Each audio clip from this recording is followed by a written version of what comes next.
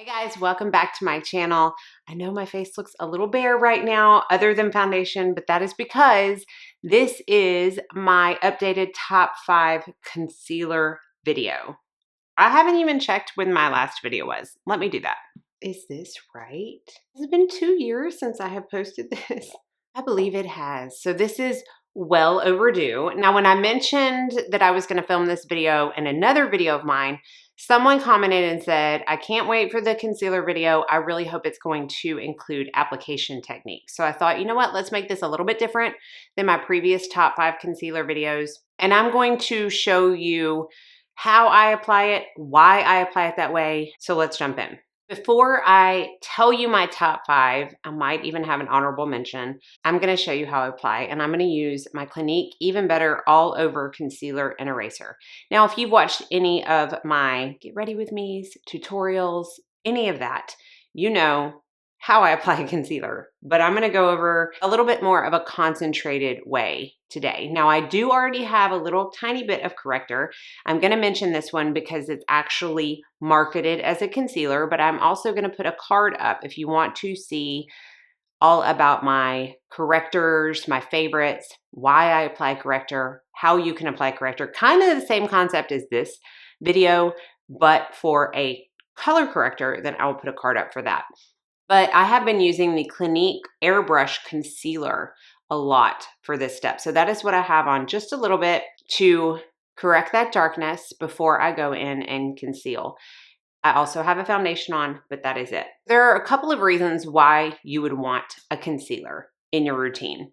A, to cover darkness, or to cover any kind of pigmentation, whether it be a blemish, a dark spot on the face, dark circles, or even redness. I often talk about how I like to wear a very lightweight, sheer coverage product for a foundation, and then I will go in and maybe put a little bit of concealer on my redness and my cheeks to add a little bit more coverage.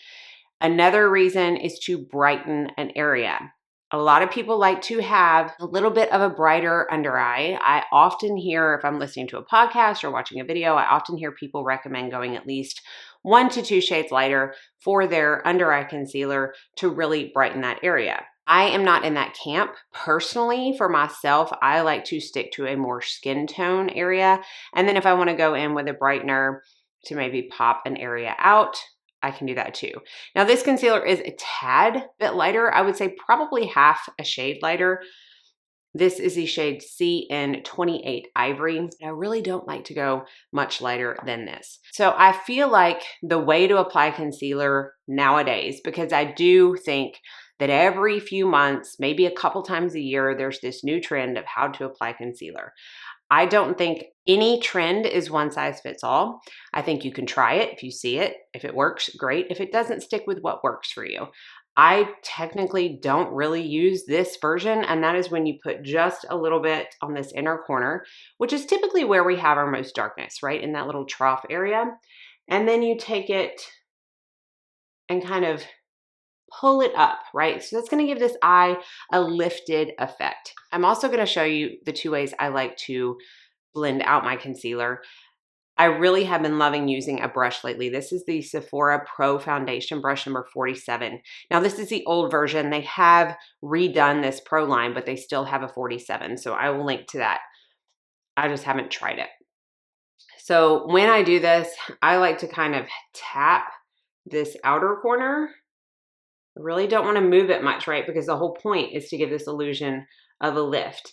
Now, if you like to do your eyeshadow first, this is a good technique to kind of clean that area up. Make sure it has a more of a crisp, detailed line, and it doesn't look as messy as we can sometimes get on that inner corner. But another reason that it's important to just tap it in like this so that you can keep that straight line. And then I will start bringing my brush in. There's not too much product on it, but whatever product is on it is getting in this area right here. And then I will start to connect those two. See how I'm just pressing it in?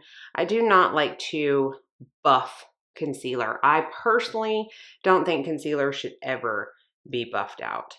because it's just going to really swirl the product around. You're going to get streaks easier. You're going to pick up product you don't want. This is a concentrated pigment you want on your skin, right? You're wanting to cover. And if you're buffing, you're really taking some product away, and you're not going to end up getting the coverage that you probably intended when you first applied the concealer.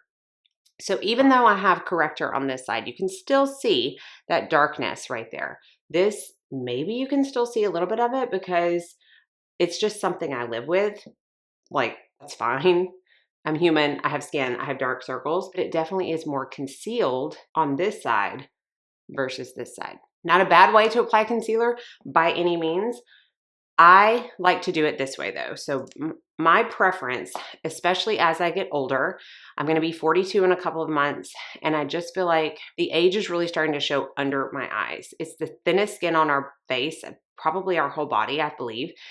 It moves a lot. You don't think your under eyes move as much, but really every time you make an expression, our under eyes move. It gets fine lines and wrinkles way faster than anywhere else. And I'm starting to see that despite the good care that I give with skincare. It's about 7 hours after I filmed this video, and I went to edit it, and I realized that my second application technique, I did over the same exact eye that I did the first one. I was like, I can't post that. I'm only refilming this portion though. So when I go to my top fives, you're going to be able to see that one eye maybe looks a little bit darker than the other one. When I went to set it, I was like, why does that look darker? It doesn't normally look like this. And it's because I didn't put any concealer on top of it. I put 2 coats of concealer on one eye and none on the other. So let's go ahead and do my second application technique on an eye that only has the small amount of corrector. This is the technique that I choose to do the most, and that is taking the doe foot, going under the eye right about here. Okay, so it's not up close, and it's not technically where all of my darkness is, but right there, and I'm kind of following that line, and I'll do 3 or 4 dots. So the reason I'm doing it here is because I'm going to start tapping this out very lightly with my brush.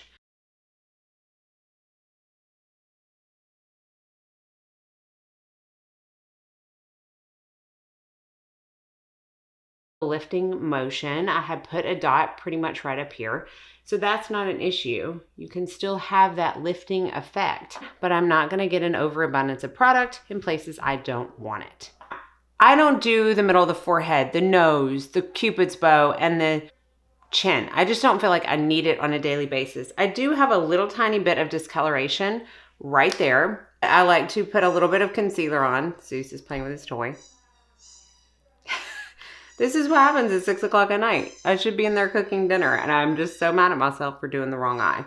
And then I just take it all the way down the nose so I don't have one spot of concealer, and it's nicely blended out. That's all I do. Now, another trick that some people might want to consider if they have some hollow, or pronounced nasolabial folds right here, is to take a little bit of concealer down those lines, especially if it's a brightening concealer. Now at this point, if you have more of a skin tone concealer, I would suggest looking into a little bit of a brighter tone for this step, because we are wanting to pop that area out, right? We're wanting to highlight it, make it look not as indented or as hollow. And in order to do that, the brighter the color, the better, without it being too obvious. So in that case, I would go maybe a shade lighter and then blend it nicely into your foundation. But that's just gonna pop that area out. It's not something I typically do, but I wanted to add it in case you do have prominent folds there that you want to hide a little bit. Now at this point, I would start going into my eye makeup and let all of the cream products set down. But for the purpose of this video, I will go ahead and show you how I set my under eyes. I'm a little more high maintenance in this aspect. So I do go in with my BK Beauty 201 brush. This is the crease brush, but I love the density of it. I love the synthetic bristles. I just find that it works really well for this. And in this case, I am gonna do a little bit of a buffing motion back and forth right up at the crease, not the crease, the lash line. Almost similar to what it looks like when I buff color under here for eyeshadow. And this is just going to take away any excess product, again, right at that lash line that I don't want there. And before anything else has a chance to set, I'm gonna go in and set it with some powder. I will use my Rare Beauty powder in light or my Pat McGrath. I tend to switch. Today I'm gonna use the Pat McGrath. This is my Goss #2 brush. And I'm just gonna take it and press it in to the under eye. I don't want to swipe. I don't want to disrupt any of that hard work we have put into the under eye up into this point. You may be someone who does not like to set their under eye. I personally feel like I need to, because if not, the creases are just going to become pronounced the more my expressions are made throughout the day. So now I have the equal amount of concealer underneath each eye. I'm going to finish up my makeup and I will be right back to talk about my top 5 concealers. All right, so I have completed my makeup and now I'm going to talk about my top 5 concealers. I believe there's only one repeat from 2 years ago, which honestly makes sense because that's a long time. Stuff's coming out all the time. I feel like especially there was a time where it was just complexion. So we got foundations and concealers every couple weeks from brands. So they definitely have switched up. I'm not going to do any kind of particular order. I might at the very end tell you if I had to pick my favorite, what it would be. But let's go ahead and start out with the one that repeat and probably will always be in my top 5. This is from Goss and this is the Revealer Concealer. Now, since I posted that video, they have come out with more shades in this concealer and more neutral shades. And even though they have done that, I still feel like they kind of run a little bit yellow. But this is the shade 5, which is medium with golden undertones. And remember, I really like my concealers to be more of a skin tone. So many of them can work for me as a foundation, and this is definitely one of them. I have tried this all over as a foundation, and it is glorious. And this is probably, the best shade that I would do that in. I think I also have 4.5 neutral. So if you don't want something that's as strong gold as this, I would go for one of the neutrals. But that is Goss. This is a very creamy, emollient concealer. If you have dry under eyes, I would definitely try this out. It really works so well. It's got great coverage and I never have any issues with it not working with a foundation or as a foundation or with any kind of setting powder that I use under my eyes. It just, all of these will last all day on me. They will have very minimal creasing. I have very expressive under eyes and I tend to get little vertical like fish scale lines on the inside of my eyes fairly quickly. So for a concealer to make my top 5, it's going to be one that does not emphasize that, does not create them, does not sink into them, does not emphasize them. And this is definitely one of them. So Goss Revealer Concealer. The next one I'm going to talk about is fairly new to my collection. And I had tried the original in this and absolutely despised it. And they took it off the shelves and reformulated and brought out this one. This is Lawless Conceal the Deal Full Coverage Foundation. No, it's not. It's full coverage concealer. I am in the shade Ballet, which is described as light to medium with cool peachy undertones. I typically, with the exception of the Goss, and I believe I chose that one to actually be a foundation shade, I typically like to pick ones that say cool or peachy undertones to them because that will further help correct the darkness under my eyes. It's just an undertone that I prefer. And that is what is in this Lawless. Now, this is going to be very starkly different from the Goss. If you've seen me use it in any of my videos, you'll see that it works. So that is Ballet right there. This is also pretty hydrating under my eyes. It is also very full coverage. I tend to use one dot of this under my eyes in the same kind of area where I put the Clinique dots, but I just put one little dot right there kind of underneath where my darkness is the worst and then blend it upwards. And it's definitely all I need. You can use too much of this and I don't think you will like it if you did, but otherwise it works so well. I was really kind of blown away with how well it worked. I did not expect it to work as well because of the first one. And honestly, the Lawless foundations are not my favorite either. The very first one that came out, I liked better than this most recent one, but this, y'all, this is a winner. So Lawless Conceal the Deal Full Coverage Concealer. Another newer one to my collection that I did an entire video on, so I won't talk long about this, but I will put it up in a card. This is the Oxygenetics Oxygenating Concealer. I have waxed poetic about the foundation for a very long time and it's a very very high favorite of mine. And this concealer did not disappoint. Now, Oxygenetics is a brand that really only has 3 products: a moisturizer, a foundation. They do have an acne foundation as well. And now this concealer. It does come in a pump. That is my least favorite thing about this. Now, if you are a professional makeup artist, this is great for our kids. But for personal use, I find that it gets kind of messy, and I either pump too little, then pump more, and it ends up being too much, or I just pump too much to begin with. So I do feel like I kind of waste a bit of product. Other than that, quality of this is fabulous. I am in the shade, I always put my labels over the shades. This is 3. But I also can do 6. I've seen swatches of 6, and I know that I'll be able to do that. In fact, 6 is a little bit more neutral, peachy, beigey. So if that is the tone that you like to go for, then I would definitely go with that one. But this is number 3. And again, I won't say much other than I absolutely love how it wears. Check that video out. If you haven't, you'll be able to see that I actually prefer this without a corrector. I feel like it works better, and the coverage is so spot on. I don't even need a corrector, which is really good for travel because I have gone a couple of places since I purchased this, and I will only take this because it's one less thing I have to pack, and I know it's going to work every time. This is also a really good one to use in, honestly, all of these are, but I have used this one like on top of a tinted SPF for a little bit more coverage, and then that be my foundation for the day. The next one I'm going to talk about, I actually have 4 shades of, so I'm going to swatch all of them for you. And this is the Beauty Pie Everyday Great Skin Concealer. Ever since I was sent one of these from Beauty Pie, I have fallen in love. I have the Beauty Pie foundation on today.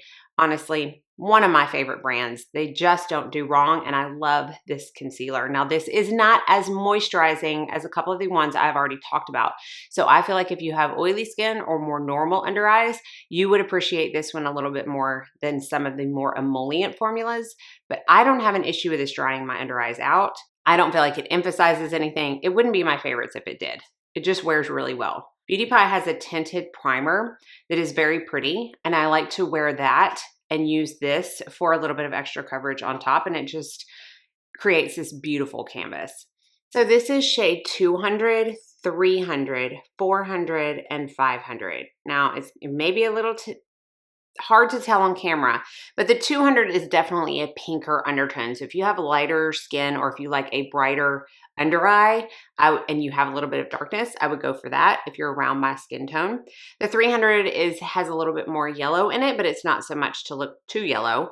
The 400 definitely has more peach in it, and then the 500 is more of a neutral undertone. My preferred color this time of year is 400 because, again, that added peachiness really helps to further correct my under eyes. And then when it gets to be more of a fall-winter type of makeup season that I'm working with, I will switch down to 300. Now, the 500 is one that I use when I'm using a tinted SPF, a tinted primer, something much more sheer, and I want to just add a little bit more coverage because it is more in line with a skin tone all over because it is more neutral. Great, great, great concealer. Great price. This is definitely the most affordable of all the ones that I'm going to talk about. And then finally, I showed this in the demo. This is the Clinique Even Better Concealer and Eraser. Now, they say that because it has this like top little spongy eraser part. I do not mess with that. I just don't. This is CN28 Ivory, so that's what I use today. I also have CN40, which I actually have used many times under my eyes. This is Cream Chamois, but it's also one that I can use as more of a foundation. So those are the 2 that I have in my personal collection. However, I will go ahead and say if I had to pick one, this would be it. This is still my top spot for concealers. I love it so very much, and I have purchased many shades from my kit. I use it on 90% of my clients. I still have a couple other favorites in my kit for clients, but it's just one that I go to all the time because it just works, y'all. It's so beautiful. To me, it's a very underrated product, and I absolutely love it. Now, I will mention one little honorable mention that would probably be in my number 6 spot, but I couldn't not talk about it. This is the Lancome Taunt Ultra Wear All Over Concealer. This was hard to not put in my top 5 because I do love it so much, but I do think I love the other ones a little bit more. This is in the shade 260, which is the shade I am in the foundation, meaning this could also work for me as an all-over foundation or spot concealer. You see a trend. I like to choose colors that will do that. This is more moisturizing to me, but it's in the Taunt Doll family, so it's going to be A, fuller coverage, and B, super long lasting. And it doesn't disappoint on that front. It is a very solid concealer. So hopefully you enjoyed this. Hopefully the application techniques helped you. Share with us your favorite concealer down in the comments section, because I'm sure there are so many out there that I have not even tried yet, and I would love to know what you are loving. Be sure and like and subscribe before you leave so you don't miss out on any future videos. I will have everything listed and linked, as always, in the description box. I do use affiliate links, so if you choose to use them, thank you for supporting my channel. I hope you're all staying happy and healthy, and that you all go out and have a very blessed day.